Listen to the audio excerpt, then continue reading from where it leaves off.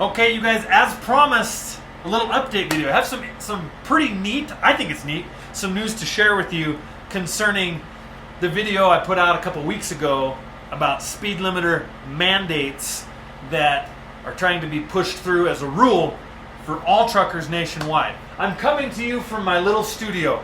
I'm underneath the back end of my trailer, which is the only spot that I could find some quiet from all the rest of the trucks that are parked around running their engines, idling and running and running. Anyways, I want to get to this exciting news, but just really quick, I did a little more research, did a little more reading, and I found some interesting things that I want to share with you first, and then I'll get to the news. Okay? So first thing that I want to share that I read on and I found out was this: the ATA, which is a trucking group that's made up primarily of the mega carriers, all the big dogs, the raw, not little guys like me, but the big dogs, okay? The groups that have the drivers that may be responsible for leaving some of the treasures you see along the highway. Those big companies are part of the ATA, okay? And they are pushing this speed limiter mandate. So I was reading up on their proposal, what they wanted for all of us, okay? And check this out. Originally they said, we want this rule to be pushed through to level the playing field, right? Because we're at a disadvantage as these mega carriers. We already put speed limiters on our trucks so that our drivers will drive safely and courteously. Ironically, the big mega carriers are responsible for the bulk of the crashes you seem to see on the internet and around the roadways. But anyways, they said it's not fair for the little guys to be able to go fast when we have chosen to be responsible and govern our trucks to drive slow. So that's the push. Level the playing field. Well, here's what I found in their proposal.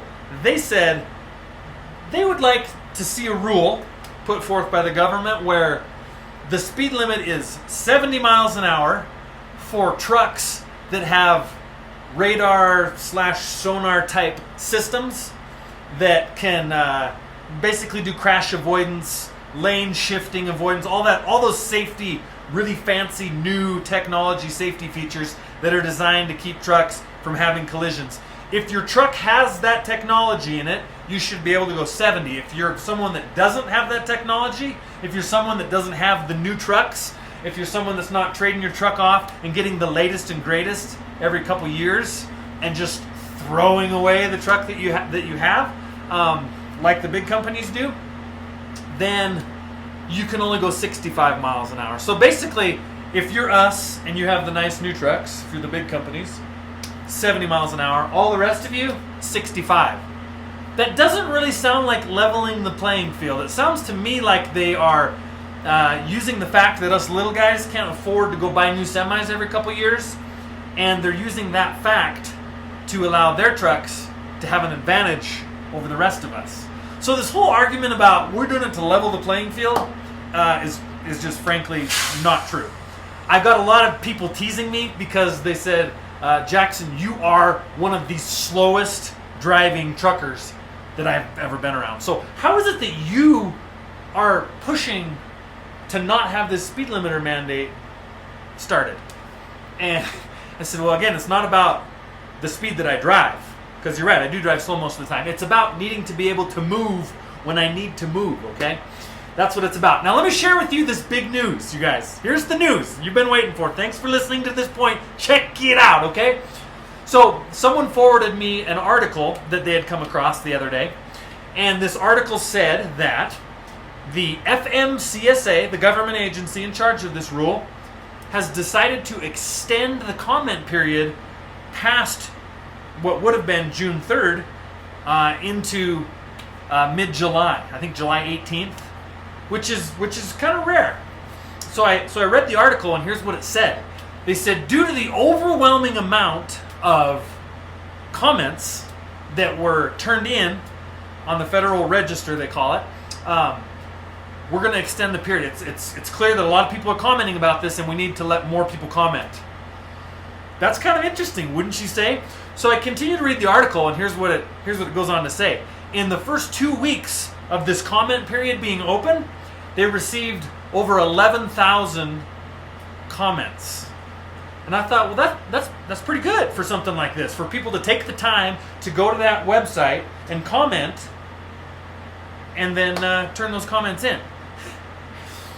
Then I started doing some numbers, okay? And this is where I'm like trying to like pet you on the head right now. Oh, you sweet people.